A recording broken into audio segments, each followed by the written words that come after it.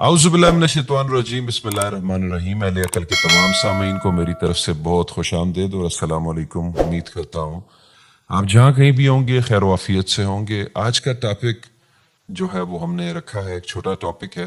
ایک میری personal request پہ میں نے اہل عقل کے ایڈمن سے گزارش کی تھی کہ آپ اس پہ روشنی فرمائیں، اور وہ ٹاپک ہے شیعہ، یعنی قرآن میں جو لفظ شیعہ ہے اس کا کیا مطلب ہے، یہ جانیں گے اہل عقل کے ایڈمن سے۔ نارملی شیعہ کو ایک فرقے سے جوڑا جاتا ہے کہ بھئی جیسے سنی ہے ویسے شیعہ ہے، کہ شیعان علی کہا جاتا ہے، کہ مطلب ایک فرقے کے طور پر۔ تو کیا جو شیعہ ہے، شیعت، کیا یہ ایک فرقہ ہے؟ اس کے بارے میں بات کریں گے۔ السلام علیکم سر۔ وعلیکم السلام۔ سر شیعہ کے بارے میں آپ ہمیں بتائیے گا کہ شیعہ کیا ہے، مطلب جو قرآن کا شیعہ ہے وہ کیا ہے؟ قرآن کا شیعہ، آپ کو شیعہ کیسا یاد آ گیا اچانک؟ محرم چل رہا اس لیے؟ جی میں محرم چل رہے ہیں اس وجہ سے، اور شیعہ کے اوپر میں نے بیان سنا تھا ایک دفعہ، ایک ذاکر تھے، ایک عالم تھے، ان سے کہ شیعہ جو ہے نا، یعنی کہ اس کا لفظ قرآن میں آتا ہے۔ تو میں نے میرے ذہن میں تھا، تو میں نے کہا میں آپ سے پوچھوں گا، کیونکہ محرم کی وجہ سے بھی۔ جی اصل میں ہر فرقہ اپنے آپ کو القرآن سے جوڑنا چاہتا ہے۔ سنی بھی بولتے ہیں یہ، حالانکہ سنی لفظ قرآن میں نہیں ہے مگر وہ سنت لفظ ہے، تو وہ جوڑتے ہیں اپنے آپ کو کہ ہم وہ سنی ہے۔ ہم اہل حدیث بھی وہی بولتے ہیں، اور ہر کوئی اپنے آپ کو قرآن سے جوڑنا چاہتا ہے۔ اسماعیلی شیعہ ہے، وہ بھی اسماعیل بھی وہی لفظ قرآن میں ہے۔ تو قرآن میں صرف عربی لفظ ہے، اس کو اس کے معنی، اس کے مفہوم کے حساب سے سمجھ میں آئیں گے کہ وہ کیا چیز ہے۔ وہ ایسا ہم کسی چیز کو جوڑ دینا کہ بھائی میں سنی ہوں تو سنت لفظ آ جاتا ہے قرآن میں، یا میں صوفی ہوں تو صفا لفظ قرآن میں آ گیا ہے، اسی سے صوفی بنا ہے، یہ سب لفظ کے اوپر ایک چیزیں ہیں، مفہوم سمجھنا ضروری ہے۔ خیر اس پہ آ جاتے ہیں کہ شیعہ کس مفہوم میں قرآن میں آیا ہے۔ شیعہ جو لفظ ہے وہ اچھے مفہوم میں بھی آیا ہے اور برے مفہوم میں بھی آیا ہے۔ تو پہلے اچھے مفہوم کا لے لیتے ہیں کہ اچھے مفہوم میں کیا آیا ہے۔ سورہ صفات 37 سورہ میں 83 آیت میں ابراہیم کو نوح کا شیعہ بتایا ہے، ذرا آپ پڑھیے۔ بسم اللہ الرحمن الرحیم۔ وَإِنَّ مِن شِيَّتِهِ لَإِبْرَاهِيمَ، اور اس بریکٹ میں نوح علیہ السلام کی تابعداری کرنے والوں میں سے ہی ابراہیم علیہ السلام بھی تھے۔ ہاں، اب یہ آیت میں نوح علیہ السلام کا تو ذکر نہیں ہے، مگر اسی سورہ کے اندر اگر ہم 75 آیت سے 82 تک پڑھیں گے تو پورا کا پورا ذکر نوح علیہ السلام کا ہے۔ تو شیعت ہی جو اشارہ دیا ہے، ہی سے اشارہ دیا ہے، جو مذکر ضمیر ہے وہ اس کا مراد ہے، وہ نوح علیہ السلام کی بات کر رہا ہے کہ ابراہیم جو تھے وہ شیعہ تھے، نوح کے شیعہ تھے، یعنی نوح کی تابعداری کرتے تھے، نوح کی اتباع کرتے تھے، نوح کا لباس یا چولا پہنے تھے، مطلب پوری کی طرح سے وہ نوح کو انہوں نے پوری کی پوری طرح سے اپنایا تھا۔ ہر کوئی شیعہ ہے، ہر کوئی اپنے ماں باپ کے عقیدے کو اپناتا ہے تو وہ اپنے ماں باپ کا شیعہ ہوتا ہے۔ کوئی اپنے مرشد کا، کوئی پیر کا، کوئی اماموں کا، کوئی ٹیچر کا، کوئی گرو کا، کوئی فرقے کا، ہر کوئی اس کو آنکھ بھر کے کر کے اتباع کرتا ہے۔ تو شیعہ مطلب اتباع، پوری طرح سے اتباع کرنا، اس کا رنگ چڑھ جانا، کسی کا رنگ چڑھ جانا، اس کو قرآن کے مفہوم میں شیعہ بولتے ہیں۔ اسی لیے ابراہیم کو شیعہ بولا ہے نوح کا۔ اب ابراہیم کیا چیز ہے؟ سرسری طور پہ ہم تو ہمیشہ بتاتے ہیں ابراہیم جو ہے نوح کا شیعہ ہے۔ مطلب نوح کا کام کیا ہے؟ نوح کا کام یہ ہے کہ وہ کسی کو خبردار کرتا ہے، روتا ہے، خبردار کرتا ہے، آگاہ کرتا ہے آنے والی مصیبت سے، بتاتا ہے کہ دیکھو یہ مصیبت آنا چاہیے، یہ مصیبت آنا چاہیے، یہ آپ کی زندگی میں طوفان آئے گا، پریشانی آئے گی، وہ آپ کو ہوشیار کرتا ہے نوح۔ اس کی جو نوح کی جو باتیں سنتے ہیں وہ نوح کی کشتی میں بیٹھ جاتے ہیں، طوفان سے بچ جاتے ہیں، اور جو نوح کی باتیں نہیں سنتے ہیں وہ طوفان میں غرق ہو جاتے ہیں۔ تو ابراہیم جو ہے وہ نوح کی شیعہ ہے اسی مراد میں، کیونکہ انہوں نے نوح کی باتیں سنی۔ ہم یہ ساری باتیں باطن ہیں، اندر کی باتیں ہیں۔ اندر ہمارا نوح ہم کو آگاہ کرتا ہے، ہم کو اشارے دیتا ہے، ہم کو خبردار کرتا ہے کہ تم کو چلنا چاہیے، تم کو پرہیز کرنا چاہیے، تم کو پیسے کمانا چاہیے، تم کو اپنے آپ کو پہچاننا چاہیے، تم کون ہو تم کو جاننا چاہیے، تم کہاں جاننے والے ہو تم کو جاننا چاہیے، تم کیا ہو, کہاں سے آئے ہو, کہاں جا رہے ہو, یہ ساری چیز نو ہم کو سوال آگاہ کرتا ہے کہ یہ ساری چیز امن کیا ہے, سکون کیا ہے, اسلام کیا ہے, ایمان کیا ہے, ساری چیزیں نشانیاں دیتا ہے. اس کی آواز جو سنتا ہے اور اس کے اوپر جو چلتا ہے, وہ ہم جب نو کی باتیں سنیں گے تو ہمارے اندر آپ ابراہیم پیدا ہوگا. ابراہیم کا کام ہے ہم امامت کرنا, مطلب ہم کو ہدایت دینا, گائیڈ کرنا.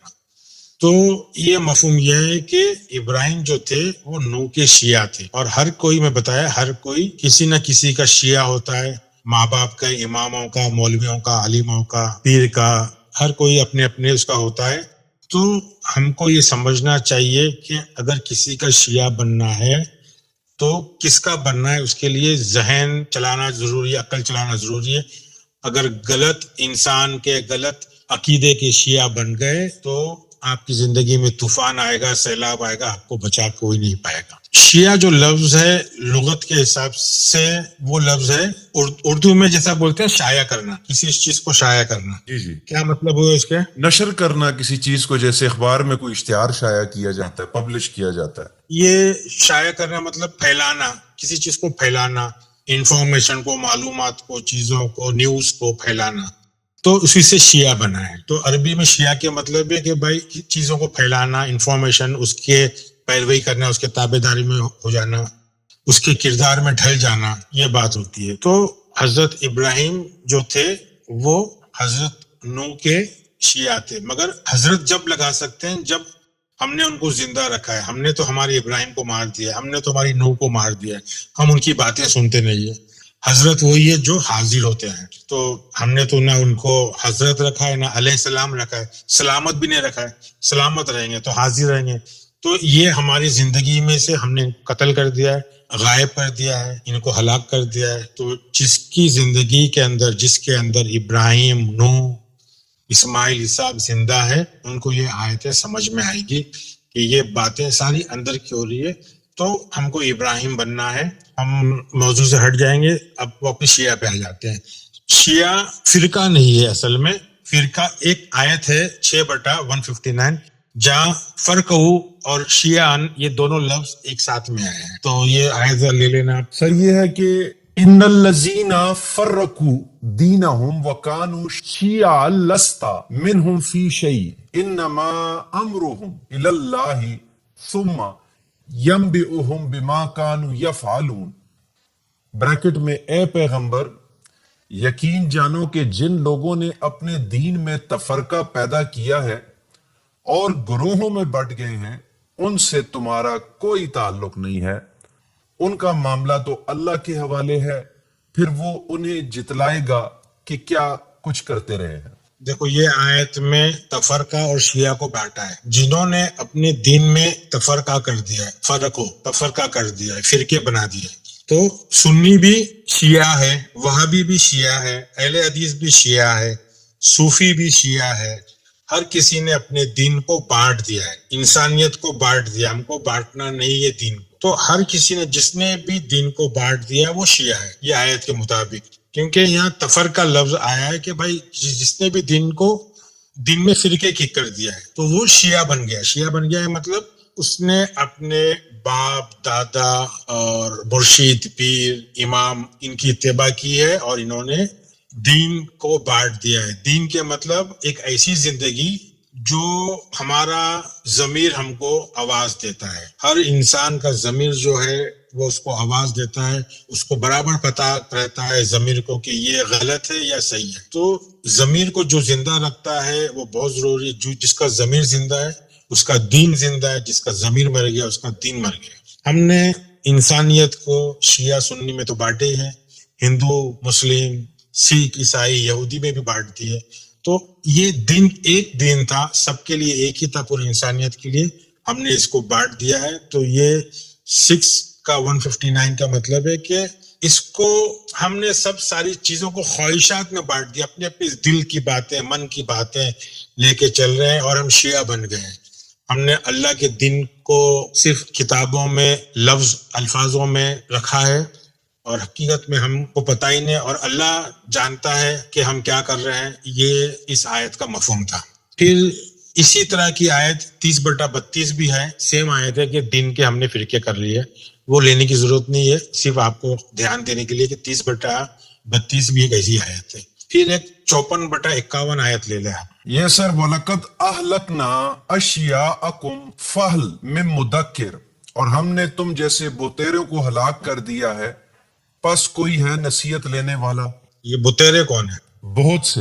تو یہاں شیعہ کا ٹرانسلیشن بتیرے کر دیے، جبکہ اس کا ٹرانسلیشن یہ ہے، ترجمہ یہ ہے، اور بے شک ہم نے ہلاک کیا تم سب شیعہ کو، تم سب شیعوں کو ہم نے ہلاک کر دیا، کیا تم پھر غور و فکر خیال نہیں کرو گے؟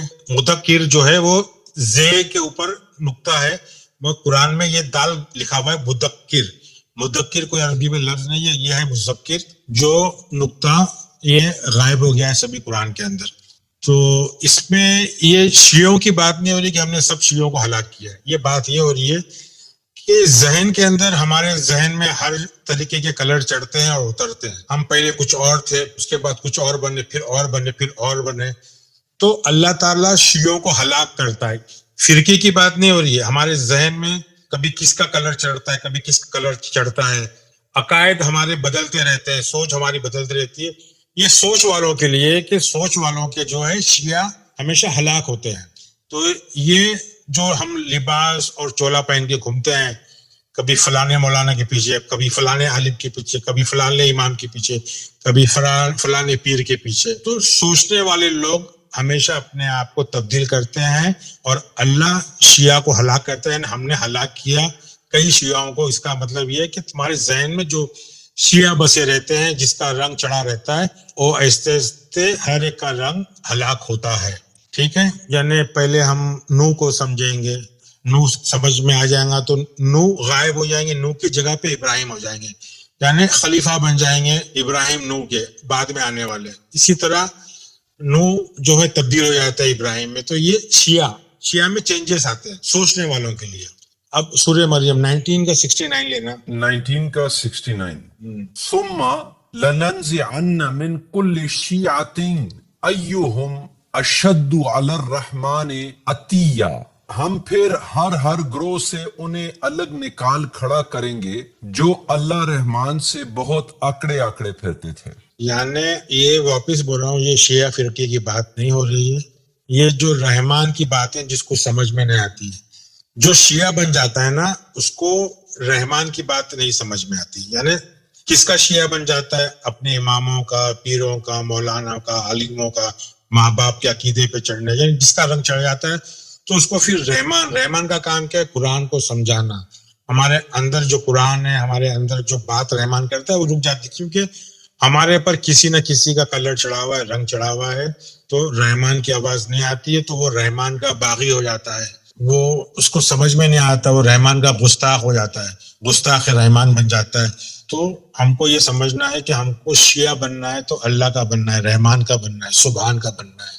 ہم کو کوئی پیر، عالم، مولانا، امام، عقیدہ، یہ ساری چیزوں کو غور و فکر کرنا ہے شیعہ بننے سے پہلے، ٹھیک ہے؟ اگر ہم شیعہ بن جاتے ہیں تو رحمان کا جو قرآن ہے، علم القرآن، رحمان ہم کو قرآن سمجھا ہی نہیں پائے گا۔ قرآن ہمارے اندر کی جو کتاب ہے اس کو سمجھنے کی بات ہو رہی ہے۔ اب 15/10 لے لو۔ سر یہ ہے وَلَقَدْ أَرْسَلْنَا مِن قَبْلِكَ فِي شِيَعِ الْأَوَّلِينَ، ہم نے آپ سے پہلے اگلی امتوں میں بھی اپنے رسول بریکٹ میں برابر بھیجے۔ رسول جو ہے وہ بتا رہا ہے کہ رسول شیعوں میں آتے ہیں، شیعوں میں، اور شیعوں میں کب آتے ہیں؟ قبلی کا مطلب قبول کرنے سے۔ اب ارسلنا کے مطلب رسول ہم بھیجتے ہیں، کب بھیجتے ہیں؟ جب ہم قبول کرتے ہیں۔ اگر ہم فرعون کو قبول کریں گے تو وہ حساب سے ہمارے رہنمائی ہوگی، ہم موسیٰ کو قبول کریں گے تو وہ حساب سے ہماری رہنمائی ہوگی۔ تو سب سے پہلے ہم کس کو قبول کرتے ہیں وہ حساب سے ہمارے اندر شیعہ پیدا ہوتے ہیں، مطلب شیعوں کا رنگ چڑھتا ہے۔ اب دیکھو یہ ایک 28/4 جو آیت ہے اس میں ہے فرعون زمین کے لوگوں کو شیعہ بنا رہا تھا۔ اس کو سمجھنا ضروری ہے کہ فرعون شیعہ بنا رہا تھا، مطلب فرعون ڈرا کے دھمکا کے خوف سے اپنے رنگ میں رنگ رہا تھا ذہن کو۔ 28/4 لے لینا۔ ان فرعون علا فی الارض وجعل أهلها شيعا يستضعف طائفة منهم يذبح أبناءهم ويستحيي نساءهم إنه كان من المفسدين۔ واقعہ یہ ہے کہ فرعون نے زمین میں سرکشی اختیار کر رکھی تھی اور اس نے وہاں کے باشندوں کو الگ الگ گروہوں میں تقسیم کر دیا تھا، جن میں سے ایک گروہ کو اس نے اتنا دبا کر رکھا ہوا تھا کہ ان کے بیٹوں کو ذبح کر دیتا اور ان کی عورتوں کو زندہ چھوڑ دیتا۔ حقیقت یہ ہے کہ وہ ان لوگوں میں سے تھا جو فساد پھیلایا کرتے تھے۔ دیکھو یہاں فرعون کی بھی صفت بتایا ہے کہ فرعون جو ہے ایک اکڑ اعلیٰ، اعلیٰ کے مطلب اونچا، اپنے آپ کو تکبر، اونچا سمجھنے والا۔ کہاں اونچا سمجھتا تھا؟ فی الارضی۔ فی الارضی کے معنی آپ ذرا سمجھائیں گے کیا ہے؟ سر فی الارض کے معنی ہے جو ہماری لوور کانشسنس ہے، ہماری حیوانی سطح ہے، جس میں ہم اپنی خواہشات کے ساتھ اٹیچڈ ہیں، اسے کہتے ہیں۔ جی، تو فرعون جو اپنا تماشا کرتا ہے، اپنا مذہب پھیلاتا ہے، لوگوں کو شیعہ بناتا ہے، اپنے رنگ میں ڈھالتا ہے، لوگ ڈر جاتے ہیں۔ فرعون کے مطلب لوگوں کو ڈرانے والا، تکبر، اکڑ، ضدی۔ تو وہ جب انا والا، تو وہ جب بڑھ جاتا ہے ہمارے اندر کے ضمیر کی سطح میں، ہمارے اندر شعور جو نچلا شعور ہے اس کے اندر، تو ہماری جو سوچ رہتی ہے اس کو وہ دباتا ہے۔ جو طائفین جو سوچ ہے، جو گھومتی پھرتی سوچ ہے، ان کو دبا کے غلام بنانا چاہتا ہے، اور غلام بنا کر کے وہ ہمارے ابنا کے مطلب مفہوم میں بچے نہیں ہے، بیٹے نہیں ہے، ابنا کے مطلب بنی سے آیا ہے۔ بنیاد جو ہماری سوچ رہتی ہے، ہماری بنیاد جو سوچ رہتی ہے، ہر انسان کی بنیادی سوچ رہتی ہے۔ اس بنیادی سوچ کیا رہتی ہے کہ آزاد ہو انسان۔ ہر انسان کی بنیادی سوچ رہتی ہے کہ وہ آزاد ہو۔ سب سے پہلی سوچ آزاد، کہ میں کسی کا غلام نہیں بنوں۔ تو یہ جو ہماری جو ابنا ہے، جو بنیادی سوچ ہے، اس کو وہ ذبح کرنے پہ تلا ہے۔ مطلب ذبح کے مطلب توڑ پھوڑ کر دینا، کسی چیز کو کھول دینا۔ مفہوم میں ذبح کے مطلب یہ آ رہے کہ بھائی کسی چیز کو دبانا یا کھول دینا یا تتر بتر کر دینا، یعنی اس کو جدا کر دینا، سر سے دھڑ کو جدا کر دینا۔ کیونکہ بنیاد ہماری آزادی ہے، اور اس آزادی کو تم اس کا سر توڑ رہے ہو، جدا کر رہے ہو۔ تو وہ کیا کرتا تھا؟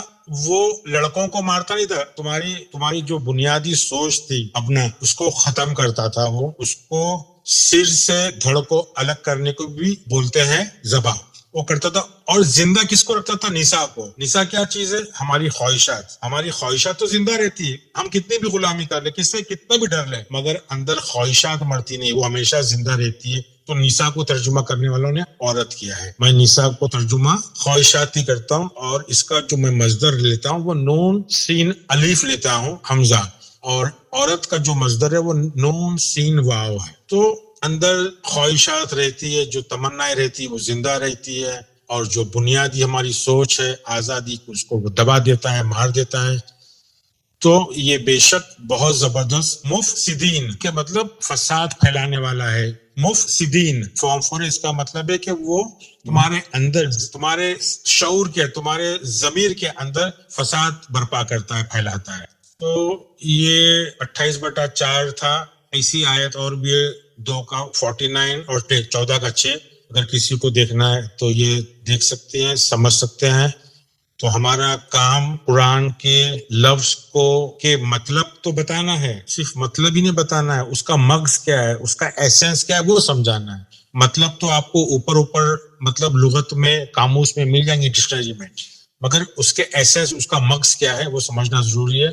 تو میرا خیال ہے میں نے قرآن سے شیعہ کیا ہے، قرآن کا شیعہ کیا ہے، اس کو سمجھا دیا کچھ آیتیں لے کے۔ اب آپ کیا سمجھے، اس کو تھوڑا سا بیان کیجیے۔ سر میں یہ آپ کی باتوں سے سمجھا ہوں کہ جو شیعہ ہے وہ کوئی ایموشنل ورڈ نہیں ہے کہ اس کو ہم ایک ہی چیز کے ساتھ کیٹر کریں، بلکہ شیعہ کا مطلب ہے کہ کسی کے رنگ میں ڈھل جانا، اس جیسا بن جانا۔ جیسے مثال کے طور پر ہم لوگ اپنے جو آبا و اجداد کے شیعہ ہیں، یعنی ان جیسے ہیں۔ اس کے علاوہ ہم یہ جو سنی ہے، وہ جو اہل سنت کہتے ہیں، وہ شافعی اور مالکی اور یہ جو فرقے ہیں، یہ ان جیسے ہیں، یعنی ان کو فالو کرتے ہیں، ان کے شیعہ ہے۔ اسی طریقے سے یعنی کہ یہ شیعہ ہے۔ شیعہ کا مطلب یہ نہیں ہے کہ ایک پرٹیکولر گروہ ہے اور جو اپنے آپ کو شیعان علی کہتا ہے۔ مطلب شیعان علی ٹھیک ہے، مطلب اس حساب سے بھی، لیکن اس کے لیے اگر اپنے آپ کو شیعان علی تو علی جیسا بننا ہوگا. ٹھیک ہے. جو کہ ایک کسی نے بڑا مزے کا ایک دفعہ کوٹ بولا تھا کہ علی علی تم تب کرتے ہو جو علی نے کہا ہے وہ کرنا نہ پڑ جائے تمہیں. ٹھیک ہے. ہو علی شریعتی کا کوٹ تھا یہ.